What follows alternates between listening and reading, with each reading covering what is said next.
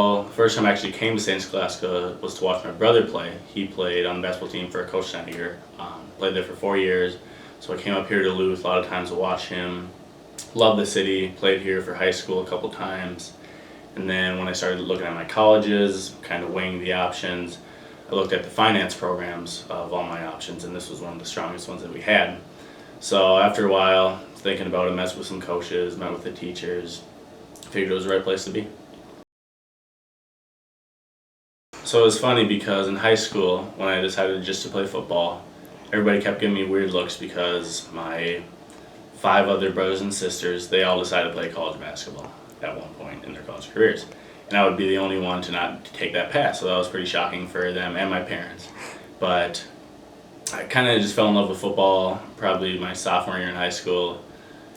Really had a passion for it, and basketball was always a lot of pressure for me growing up, especially with my family and like trying to fill their shoes.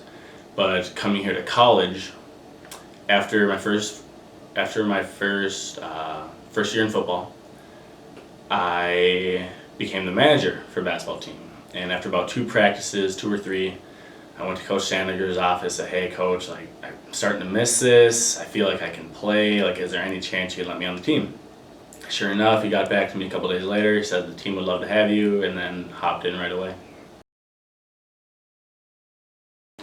So I think it was on my way to spring football practice. I was leaving our main tower, just got done with class, and Julius Johnson, our point guard this year, he stopped me saying, "Hey Zach, do you want to save a life today?" Didn't really think much of it. Asked what I had to do. He said do a quick cheese swap. Took about 5-10 minutes. Had to fill out some forms. Then went to practice. And I got a call randomly from some number in Montana, I think. That's where their headquarters are, saying, "Hey, your name came up for possible match. Like, we'd like to do some blood work and have you answer some questions, just do a basic background check, make sure you're healthy, all this." Got a call back, said I'm in, did some blood work down at the hospital, just kind of basic vitals, and then probably a month later, I got another call saying, "Hey, you're our #1 guy. Are you still in? Like, is this something you want to do?"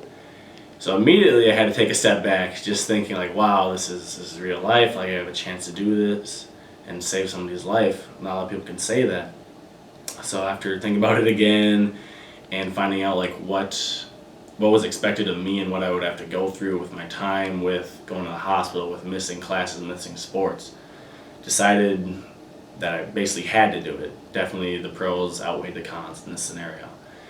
And then about a week up to my donation, which was on February 2nd, I had to go to the hospital every morning to get these shots, which increased my white blood cells in the back of my arms, which made them feel like numb, made me want to throw up. My bones felt weak. I was always tired.